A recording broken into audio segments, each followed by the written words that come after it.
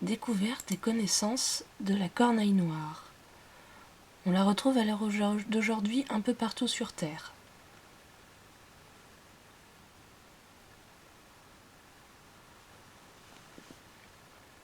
La corneille noire, de nom latin Corvus corum. C'est un oiseau qui est entièrement noir, y compris les pattes et le bec. Le bec est un peu plus effilé que celui des corbeaux et les plumes de son cou ne sont pas ébouriffées. L'extrémité de sa queue est carrée. Elle se distingue au corbeau-freux par son bec plus large qui n'est pas blanchâtre. Les sexes sont identiques. Jeunes, ils sont semblables aux parents. Ils restent avec eux plusieurs semaines après avoir quitté le nid. Dans la mythologie, les Romains disaient que la corneille, brevior et hominium vita quam cornicum, c'est-à-dire la vie des hommes, est plus courte que celle des corneilles. Rien n'a jamais permis de vérifier cette rumeur, mais on sait que la corneille peut vivre entre 20 et 80 ans. Elle a un chant qui est vraiment typique. C'est une sonorité répétitive qui est vraiment désagréable pour certains. Moi personnellement j'adore. Il en existe plusieurs variations en fonction de la situation, du moment. En vol, les corneilles s'interpellent en lançant des croissements bas. Parfois, elles lancent un son métallique, d'autres fois plutôt un matraquage de croissement devant un oiseau de proie posé par exemple.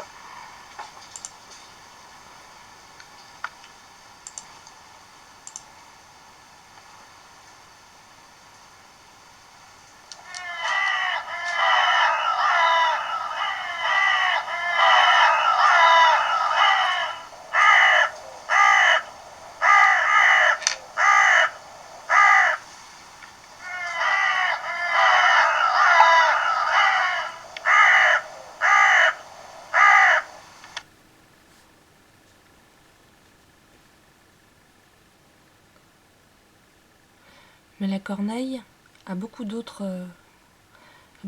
caractéristiques. Elle est intelligente, elle est sociable.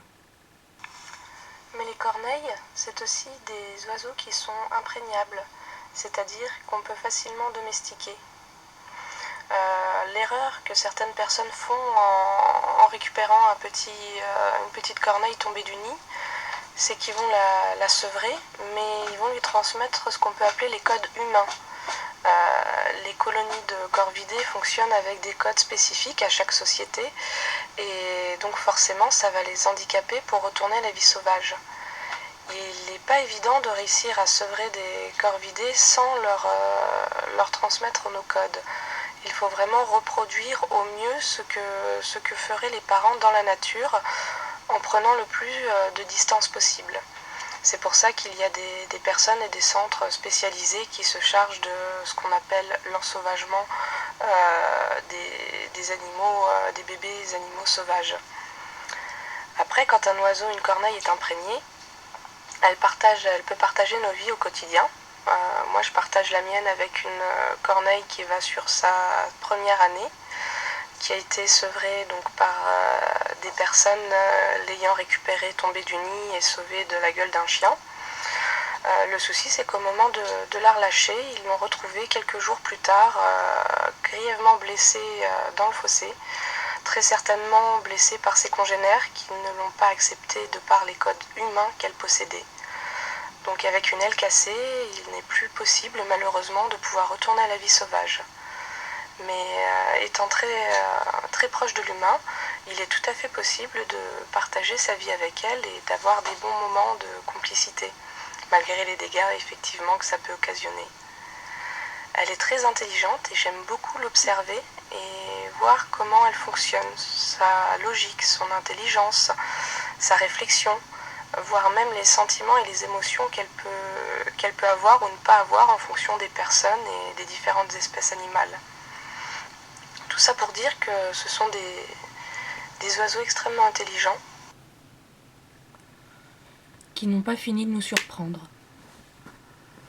Ce sont vraiment une espèce qui gagne à être connue et qui mérite qu'on la respecte pour ce qu'elle est et ce qu'elle apporte sur cette terre. Les corvidés, les corneilles, ce sont des oiseaux intelligents, capable d'émotion, capable de respect. Et je pense que nous pouvons tous ensemble réussir à cohabiter le mieux possible.